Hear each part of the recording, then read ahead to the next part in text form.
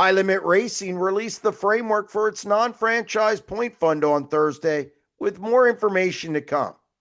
But there's something that came out of it that makes me think one team should take a serious look at altering its plans for 2026.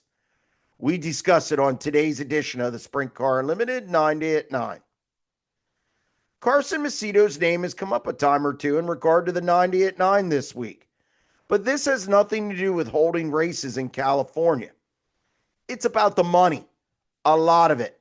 And I can't help thinking that the new high-limit non-franchise point fund fits Macedo and Jason Johnson Racing like going to grandma's house for Sunday dinner. It's just warm and inviting. Here are some quick particulars from the release. Each team that has a franchise will receive a card for the High Rollers Club.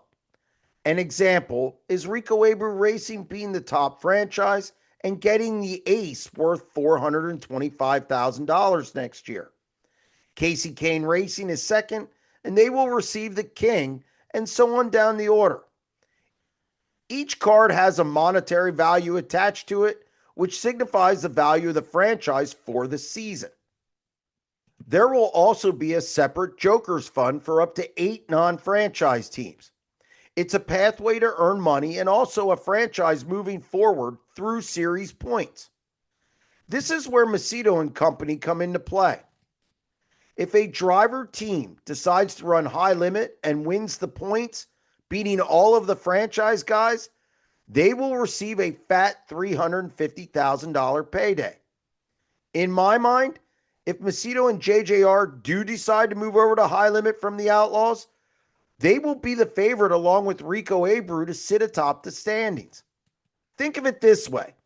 If Macedo wins the high limit points in 2026 and again in 2027, a real possibility, it would be $700,000 in the team's pocket. He would then get the ace for 2028 and be rewarded with a hefty $600,000.